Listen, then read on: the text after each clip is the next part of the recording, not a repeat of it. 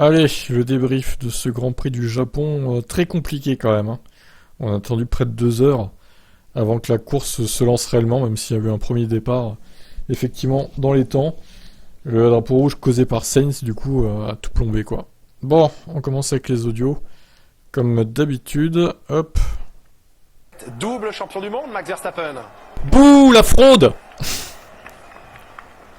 Oups. Désolé les fans de Max. Comment vous sentez-vous? Vous devez passer par plein d'émotions, vous avez gagné la course, vous avez tellement dominé aujourd'hui, et maintenant vous gagnez le championnat du monde. Comment vous sentez-vous? C'est fou. C'est un mélange d'émotions, bien sûr. Mais premièrement, j'ai gagné la course et il a bien sûr gagné le championnat, mais quelle année nous avons vécu jusqu'ici? C'est quelque chose que je n'aurais même pas pu imaginer après ce qui s'est passé l'année dernière où on s'est battu jusqu'au bout, et d'avoir une aussi bonne voiture cette année. Je remercie infiniment tous ceux qui ont permis ce succès, toute l'équipe qui est ici, mais également à l'usine. Ils ont travaillé sans relâche, avec beaucoup de motivation pour rendre cette voiture rapide. Bien sûr, il y a l'aspect de la voiture avec tout ce que nous avons fait avec Honda. On s'améliore chaque année et gagner 2 fois le titre mondial, c'est beaucoup d'émotions, particulièrement ici avec tout le monde qui nous regarde dans les tribunes. C'est toujours de la pression, mais c'est de la bonne pression et ça me rend très fier.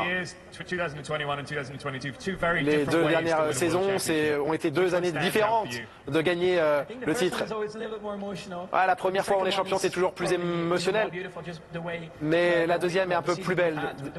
Et avec la manière dont nous avons accompli cette saison, les victoires, les doublés que nous avons connus, bien sûr, on veut se concentrer maintenant sur gagner le titre constructeur. Ça a été une année assez particulière et c'est quelque chose qu'il faut garder toujours en tête parce que ça n'arrive pas si souvent. Beaucoup d'applaudissements maintenant, s'il vous plaît, pour Max Verstappen. Les premiers mots donc du double champion du monde en titre, ils ont un touchable en fin de course. Beaucoup de un petit moment, c'est mis avant avec On écoute Vettel. Vous avez fait les bons choix. Ce qui est bien, c'est que rien ne soit arrivé de grave aujourd'hui. Il y avait tellement d'eau sur la piste à certains moments. On a été chanceux. Avec son truc de Japon, là. Que rien ne soit arrivé. Son bandeau de japonais. C'est un karatéka en fait. C'est un ninja Vettel. Ensuite, sur la gauche, il y avait beaucoup d'aquaplaning. J'ai perdu la voiture, j'ai touché Fernando. Je suis reparti dernier, et puis après quand la course est repartie, on a étudié plusieurs scénarios et ça a marché, et on a réussi à rentrer dans les points. Je perdais la radio, hein, j'avais beaucoup de bruit parasite dans la radio, donc j'essayais quand même de me concentrer sur ma course, et à un moment donné le pit wall m'a dit il reste encore un tour, et Alonso revenait sur moi fort, je pensais qu'on avait fini de courir, donc finalement c'était très chaud dans les derniers virages, et c'était assez fun, mais ça aurait pu être une mauvaise surprise, parce que je pense que la direction de course a changé la limite de durée de course et on n'a pas été prévenu. Et j'avais la mauvaise information sur le muret des stands. Une course pleine d'événements, mais ça fait du bien de marquer les points. Même histoire entre vous et Verstappen, un premier titre à Abu Dhabi, deuxième à Suzuka. Qu'est-ce que vous voulez dire de lui? S'il continue comme ça, la prochaine fois il sera champion au Brésil et puis après en Inde. Mais je suis pas sûr qu'on retourne en Inde. C'est maintenant effectivement. On fait un incroyable travail depuis le début de l'année avec les nouvelles règles. Néanmoins, ils ont fait du très bon travail et ils n'ont jamais lâché, c'est bien mérité. La réaction de Sébastien Vettel avec... Et Leclerc. De nous rejoindre, c'était un peu confus à la fin pour tout vous dire. Finalement, le titre est attribué à Max Verstappen. Est-ce que vous aviez la vision globale dans votre voiture au moment d'aborder ce dernier tour face à Sergio Pérez? Ah non, absolument pas. Enfin, moi, j'avais pas compris. Enfin, je pense qu'il n'y avait pas beaucoup de personnes qui savaient que c'était le dernier tour. Moi, dans ma tête, il y en avait 2 encore. Enfin, en tout cas, c'est ce qu'on m'avait dit. Mais bon, c'est comme ça. Bravo à Max. Honnêtement, c'est amplement mérité. Il le gagne très tôt dans l'année. Je pense que c'était juste une question de temps. On le savait. Et voilà, c'est comme ça. Bravo à lui. Vous, dans cette course, à la fin, vos pneus étaient à l'agonie face à Pérez? Au bout de 3 tours, 3-4 tours. Après, j'avais plus le pneu. Donc, c'était une course très très compliquée, honnêtement. On a eu énormément de dégradation, on était rapide au début, mais après c'était très compliqué, surtout avec les avants. Et là j'ai vu l'état des avants à la fin de la course, on a eu la chance je pense de finir la course. Donc voilà, c'est comme ça, mais bon il faut qu'on regarde, il faut vraiment qu'on améliore ça, parce que c'est vrai qu'en course c'est souvent le cas où on est très bon dans la phase de warm-up, donc dans les premiers tours de chaque gomme, et après ça on a plus de mal. Pour terminer, un sujet sensible, même choquant, c'est l'intervention d'un véhicule sur la piste. Quelle est votre réaction par rapport à ça? Je trouve que c'est inacceptable, on ne devrait pas avoir ça. On en a parlé un petit peu au briefing et la visibilité était nulle, on sait ce qui s'est passé en 2014. Donc voilà, c'est des choses que tous les pilotes ne veulent pas voir ça. Et, donc on en parlera.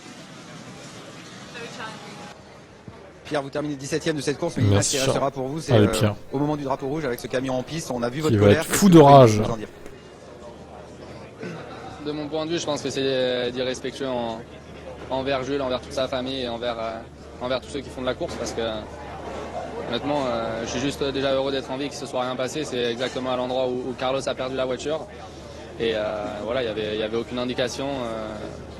On en a déjà parlé des millions de fois, c'est ce qu'il y a de plus dangereux et je vois pas pourquoi on n'a pas attendu une minute que les voitures rentrent au stand pour mettre le tracteur sur la piste. Donc non, je trouve ça, bien sûr j'ai eu énormément peur, parce que si j'avais perdu la voiture en aquaplaning, je serais pas ici en train de répondre à vos questions. Et voilà, aujourd'hui je suis juste content de pouvoir parler à ma famille ce soir et pouvoir rentrer sain et sauf, parce que ça aurait pu être bien plus dramatique que ça.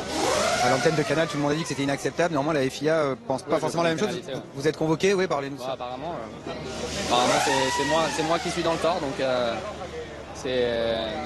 voilà, je suis allé les voir, je leur ai expliqué la situation, j'ai respecté tout ce qu'il fallait.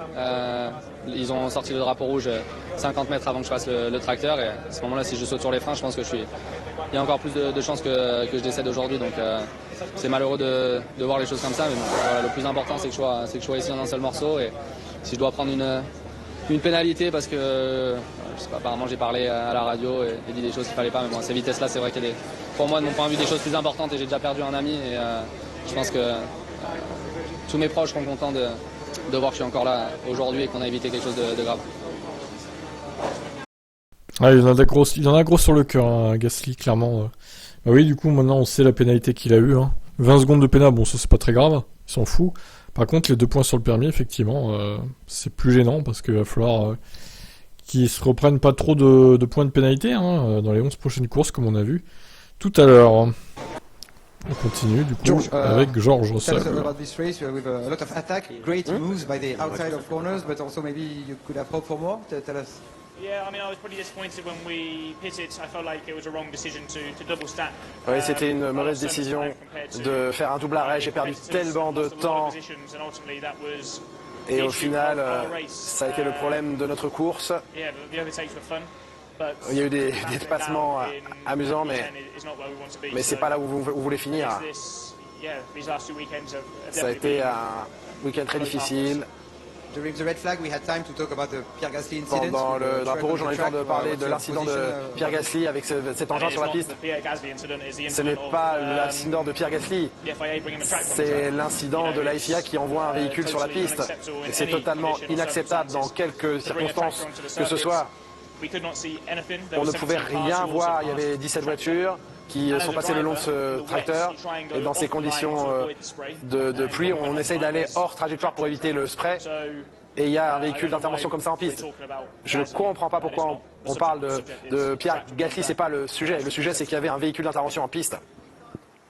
L'unanimité dans la boule. Checo sur Il a raison, Georges. Leclerc, finalement, ça apporte le titre à Max.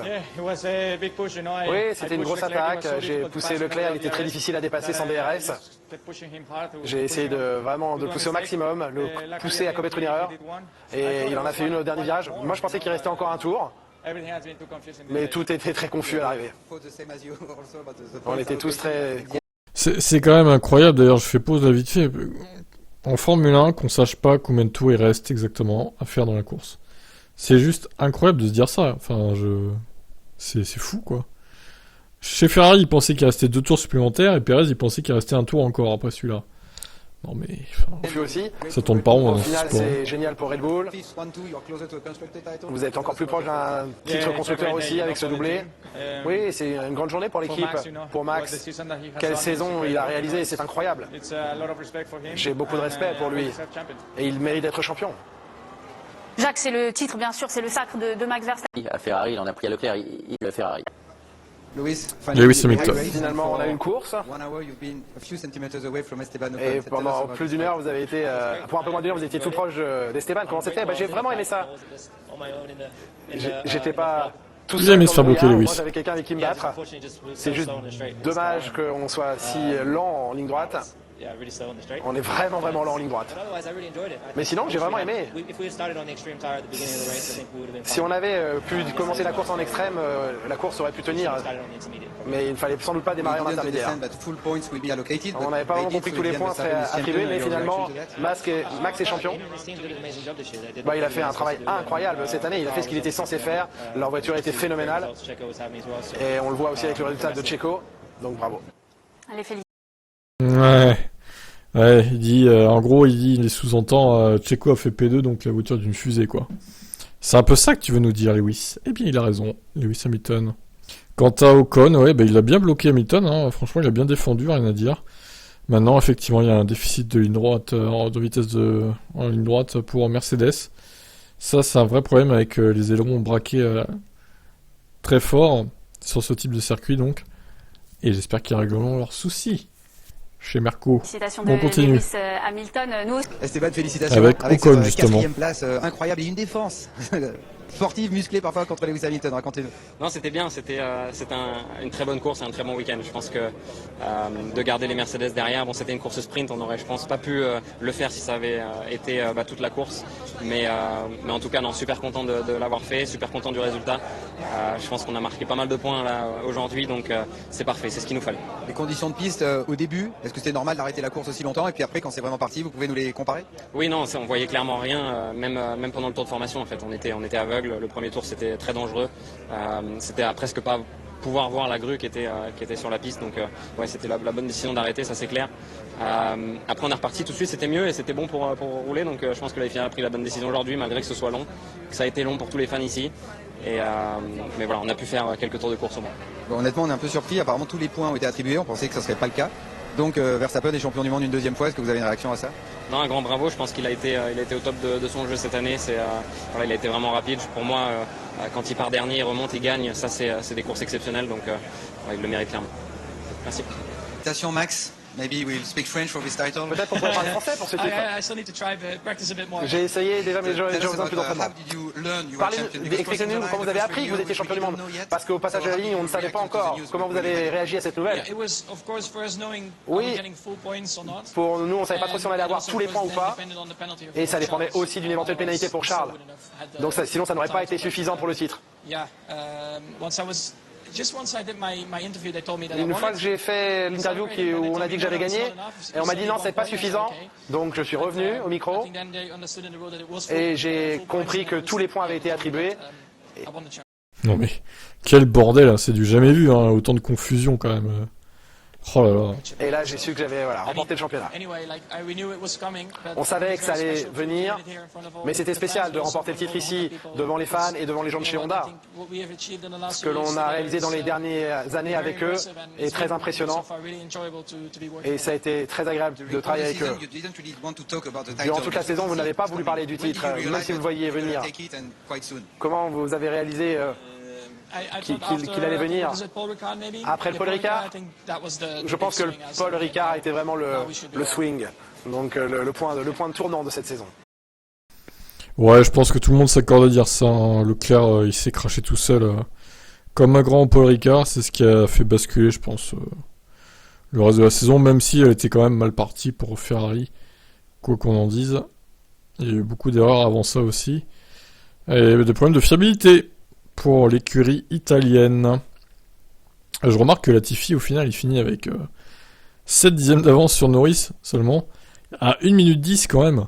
Mais je me demande ce qu'ils ont foutu les autres derrière lui, parce que les McLaren, elles étaient lentes. Comment ça se fait qu'elles étaient si lentes, les McLaren, quand même? Ils nous ont pas habitués à ça, c'est étonnant. Bon, bah écoutez, voilà, on va passer aux écrits maintenant.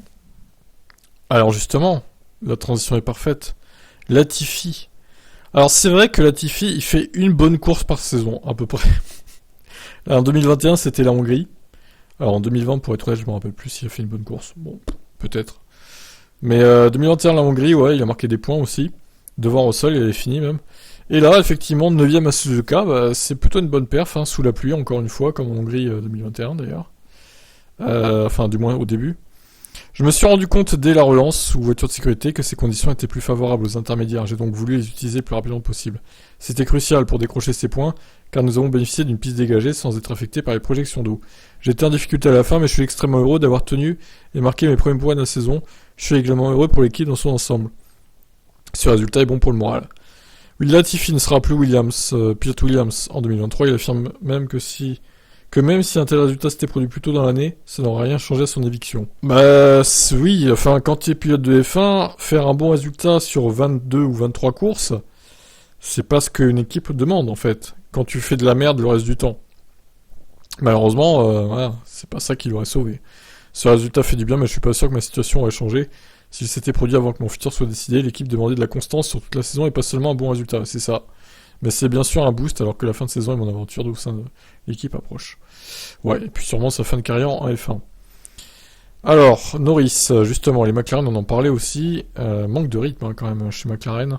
Je suppose que je peux être heureux de ce point, j'ai beaucoup patiné au départ et perdu plusieurs positions, c'était malheureux, mais j'ai pu me rattraper lors de notre erreur unique. Nous aurions pu chausser les pneus intermédiaires plus tôt, comme l'a fait Vettel, c'était une bonne décision de sa part, un point, ce n'est donc pas si mal. J'ai été P14 ou 15e en restart, c'est donc mieux que rien, même si c'est pas grand chose. Franchement, ils auraient pu prendre plus de risques chez McLaren et s'arrêter plus tôt. Un manque de prise de risque, hein, je dirais là quand même. Quand tu joues la P4 au constructeur, il faut prendre plus de risques que ça, hein, surtout quand tu as un déficit de performance face à l'Alpine. Ça allait au restart, mais au départ, on ne voyait littéralement rien. Il est difficile d'expliquer aux spectateurs à quel point c'était mauvais à bord de la voiture. Mauvais et effrayant. Dans ces conditions, vous là à près de 300 km/h, on ne voyait rien à plus de 10 mètres, et une voiture comme celle de Carlos se retrouve soudainement arrêtée, et vous ne la voyez pas avant qu'il soit trop tard. Je ne sais pas s'il faut faire quelque chose de spécial sur les pneus, mais c'est impossible de piloter dans ces conditions. Je suis malgré tout heureux que les courses aient pu reprendre. Alors, pourquoi déjà ils sont tous partis en intermédiaire ? Pourquoi la FIA ne les a pas forcés, comme d'ailleurs ils ont fait au restart, ils les ont forcés à mettre les full wet. Franchement, ils devraient faire ça. Ils devraient faire ça, les forcer quand ils voient qu'il y a beaucoup d'eau, les forcer à mettre les full wet. Clairement. Ils l'ont pas fait. Au premier départ, ils l'ont pas fait. Albon donc abandonne dès le premier tour à Suzuka après un petit incident. J'ai eu un contact au départ de la course, c'était un petit incident, mais il s'est produit au niveau du radiateur et je perdais la pression d'eau. J'ai donc dû abandonner. D'accord, mais ça c'est l'abandon con quand même. Hein. En piste, la visibilité était inexistante, je voyais à peine quelques mètres devant moi. Les conditions sont les mêmes pour tout le monde, mais depuis l'arrière du peloton, vous pouvez juste pas suivre en ligne droite. Nous devions utiliser la ligne blanche pour savoir où se situait le tracé, car on ne voyait rien à moins de 5 mètres. Alors lui, Norris dit 10 mètres, moins de 10 mètres, lui il dit moins de 5 mètres, carrément quoi. C'est dommage et croyez-moi, c'était 100 fois pire en réalité que ce que vous pouvez voir sur les caméras embarquées. C'est vraiment très mauvais dehors. Bon, bah, je veux bien les croire, hein. Je pense que c'était des conditions exécrables quand même. Et le pilote thaïlandais admet que les conditions sont effrayantes. Je ne sais pas si c'est à cause de ce circuit en particulier, mais je pense que ce sont les pires conditions que j'ai jamais affrontées. Peut-être même pire que 2021, il n'était pas là, remarque sur la piste, mais bon. Peut-être que d'autres ont connu pire, mais c'était un peu comme un jeu de hasard en piste. Et je suis surpris que seules deux voitures aient abandonné. Bah oui, toi et Sainz du coup, hein. Alors justement, Sainz, c'était à la limite du praticable. Nous avons tous décidé de prendre le départ intermédiaire, mais les conditions étaient déjà extrêmes en piste. Il y avait de l'aquaplaning, pratiquement aucune visibilité, je voulais m'écarter de la trajectoire derrière Perez, afin de voir quelque chose, mais j'ai perdu le contrôle de la voiture à cause de l'aquaplaning. Mais le pire est venu ensuite. J'étais arrêté en plein milieu de la piste et les autres ne me voyaient pas. Ce sont des conditions très limites pour rouler. C'était vraiment compliqué de voir quoi que ce soit et la piste était à la limite du praticable. Le pilote Ferrari relance-t-il le Grand Prix si ça tenait qu'à lui ? Il est certain que les pilotes ne voyaient rien, et que j'ai eu de la chance que personne ne me percute. J'espère simplement qu'ils prendront la bonne décision. Eh bien, ils l'ont prise et ils ont juste relancé la course pendant à peu près 40 minutes. Donc, c'est pas si mal. Hein. On a eu un peu de course. C'est mieux que rien. C'est mieux que Spa 2021, du coup. J'ai eu peur que ça soit pire, hein, en vrai. Mais bon, ça va. Ça, c'est plutôt bien terminé au final.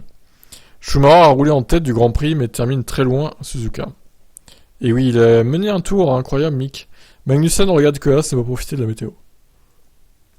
Notre voiture a été performante, notamment avec les intermédiaires, mais nous les avons malheureusement chaussés trop tard, regardez Mick.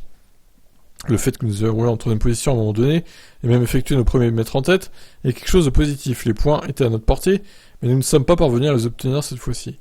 Mais la vitesse est là. Kevin Magnussen a pour sa part terminé un peu plus haut, à la 14e place, mais il regrettait lui aussi de ne pas avoir pu profiter des conditions météorologiques pour grimper dans la hiérarchie. Il n'y a pas grand-chose à dire, c'était une autre journée, avec une météo comme celle-ci, il y avait donc une opportunité à saisir, et c'est décevant de ne rien en tirer. Steiner, nous avons été appris à contre-pied avec la stratégie aujourd'hui, nous avons été trop réactifs et pas proactifs. Nous avons terminé loin au classement, c'est très difficile de prendre ces décisions comme nous le savons tous, et après le recul nous sommes toujours plus intelligents. On va analyser notre course et on verra ce qu'on pourra faire de mieux la prochaine fois. Ouais, bon, pas grand-chose, hein. Je pense que Haas, pas terrible quand même. Alors Tsunoda à domicile, bon bah pas terrible non plus. Bon après la voiture, faut dire qu'elle est pas terrible, hein, AlphaTauri, cette saison c'est pas ça, hein, c'est pas 2021, on en est loin. Hein. C'était très difficile évidemment, je voulais finir dans les points, mais ce n'était pas suffisant pour y parvenir. J'ai pu faire quelques dépassements, j'ai fait le maximum que je pouvais dans ces conditions, donc ça va. Tsunoda estime que les conditions étaient difficiles, y compris à la relance en pneus pluie, car il ne voyait pas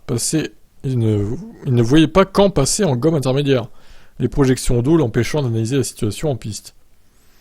C'était très mouillé, je ne pouvais rien voir avec la voiture devant, je ne pouvais pas dire quelles étaient les conditions en piste, ça a rendu difficile le choix de passer en inter plus tôt. Mais ça allait, même si nous avons eu des difficultés alors dès les essais. Bon. Eh bien, never give up, hein, comme le casque de Pérez le dit.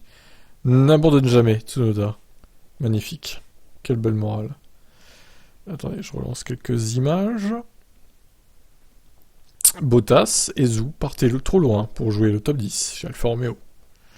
De là où j'étais, la visibilité était nulle et c'était délicat. C'était vraiment compliqué aujourd'hui. Je pense que tout le monde était en difficulté à certaines exceptions près. Oui, sauf le premier du coup. C'était pas évident de dépasser, à moins d'avoir un fort avantage pneumatique. Ce qui était un problème car je suis longtemps resté bloqué derrière Kevin Magnussen. On était proche de la Q3 hier, nous avions du rythme aujourd'hui. En course, mais partir du top 10, ça a rendu les choses trop compliquées. J'espère qu'on aura une bonne qualif dans 2 semaines à Austin, et que nous profiterons davantage des évolutions de la voiture en course. Zou. Il y avait 2 solutions, s'arrêter dès la fin du premier tour pour chausser les inters, ce que certains ont fait, et ça a payé, ou bien rester en piste, en espérant davantage de pluie. J'étais loin, je n'avais aucune visibilité à cause des projections d'eau. Je me disais donc que j'allais rester en piste avec les pneus pluie. J'ai vu que les intermédiaires allaient bien plus vite, et que notre pari était donc perdu, mais nous n'avons rien à perdre. Je me suis fait coincer entre 2 voitures au premier départ, et au restart, même derrière la voiture de sécurité, c'était très difficile de voir où j'allais. C'était donc une journée compliquée, mais au moins on a vu la fin de la course, et la visibilité s'est améliorée à la fin. Alors c'est ce qui est marrant, parce qu'au final, le soleil se couchait, et la visibilité s'est améliorée quand même. Bon bah écoutez, voilà. Ricardo, il s'est bien amusé, même s'il sort des points. Je suis content qu'on ait eu une course au final, c'était pas évident, je suis heureux qu'on ait pu courir, mais c'est difficile. C'était difficile. Ceux qui ont le courage de mettre les intermédiaires plus tôt ont fait fonctionner cette tactique. C'était pas évident à lire. Il y avait beaucoup de projections d'eau et c'était difficile de voir si la trajectoire s'asséchait, si les intermédiaires étaient bons. On s'appuie sur les autres, on en a parlé dans la dernière chicane, mais le temps de décider, on a fait un tour supplémentaire qui a déjà été coûteux. Mais je suis heureux pour les fans qu'on ait lancé la course. Je pense que tout dépendait des pneus. J'étais bien dans les conditions. Je me suis amusé même en 11e place. Ce n'est pas amusant normalement hors des points. On a eu des difficultés à montrer ce qu'on valait dans ces conditions. Il salue évidemment le titre de Max Verstappen. De suite, c'est une grosse bataille l'an dernier, mais cette année, il a été très convaincant. Je suis heureux pour Max et pour Red Bull. Et par rapport à l'an dernier, c'est un peu une situation idéale. Très bien, merci. Bon alors, le classement. Parce que là, j'ai fait le tour, hein, du coup, je revérifie, mais... Ouais, c'est bon, j'ai fait le tour, du coup, les autres, on les a écoutés tout à l'heure, dans l'audio. Alors, passons au classement, n'est-ce pas ? Classement, donc les points ont été attribués à 100%, ce qui n'est pas logique, puisque au final, on a fait que la moitié de la course. Donc, après avoir revu la réglementation, effectivement, c'est logique, mais c'est la réglementation qui est pourrie, en fait. Je sais pas comment ils ont fait, c'est un scandale, quoi. Donc Pérez ne peut plus être rattrapé par personne apparemment, même s'il y a une course sprint au Brésil. Donc là, voilà, c'est gagné pour Max Verstappen. Alors par contre, ça va être très serré jusqu'au bout, hein, pour la 2e place du classement. Il y a un point qui sépare Pérez et Leclerc. Bon, c'est dommage, hein, on s'en fiche un peu de la deuxième place du classement, pour être honnête, mais bon. Au moins, ça va être intéressant à suivre. Alors, encore une fois, du coup, Sainz, je remarque qu'il marque pas de points, et que Russell, il va sûrement finir 4ème de la... Alors, ils ont chié dans la colle, hein, avec le classement, là. Il y a 2 3e. Bon, bah, écoutez, ça arrive, les bugs. Donc, Russell est bien 4ème, et Sainz 5ème. Hamilton 6ème, oui, ça c'est bon. Alors, est-ce qu'Hamilton pourrait revenir sur Sainz et Russell d'ici la fin? Ça me paraît compliqué quand même. Honnêtement, ça me paraît compliqué. Après, bon, si Sainz continue ses conneries, pourquoi pas, hein, je veux dire, il y a la course sprint du Brésil aussi. Mais bon, ça me paraît un peu chaud quand même. On verra. Norris, donc, lui, 101 points. Alors, attention, on conne, hein, parce qu'il revient un petit peu quand même. Bon, il y a encore 23 points à aller chercher sur Norris. Je doute aussi qu'il y arrive, mais bon, sait-on jamais, l'Alpine est quand même en forme en cette fin de saison, quand elle finit les courses, évidemment. Alonso, bon, je pense qu'Alonso, il finira pas devant Ocon, hein, c'est mort. Il y a eu trop de problèmes de fiabilité pour lui de son côté.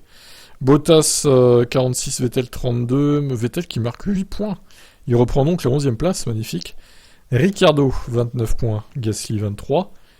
Magnussen, Stroll, Mick Schumacher, Tsunoda, Joe et Albon n'ont pas marqué de points. Nicolas Latifi, attention, incroyable, il arrive dans le classement.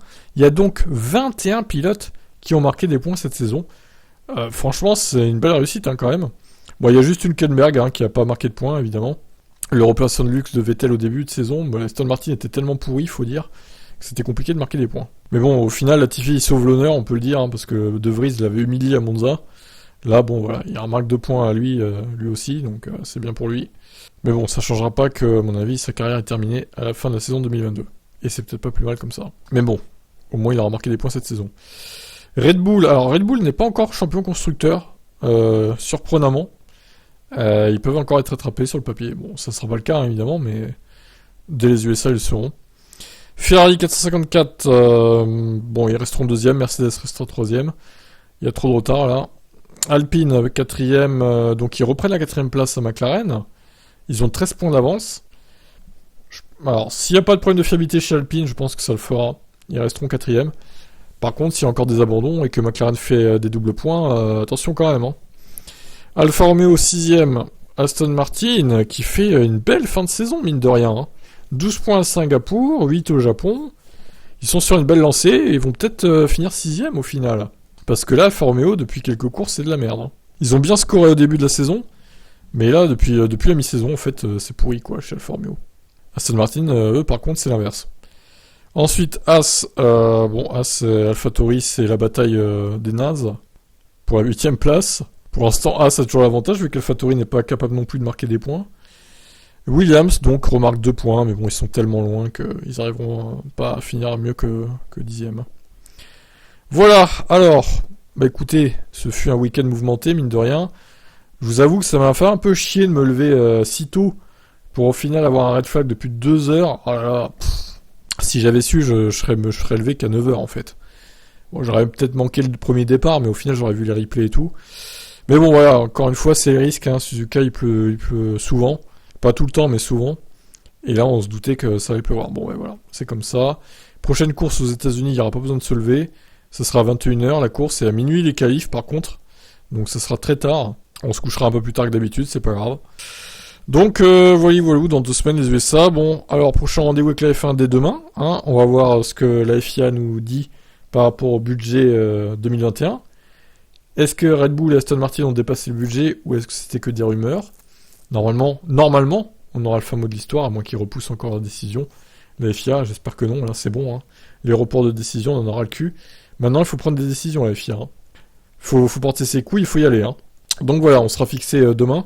Alors je ne sais pas à quelle heure, est-ce que ça sera le matin? Est-ce que ça sera en plein après-midi? Est-ce que ça sera en fin d'après-midi, début de soirée?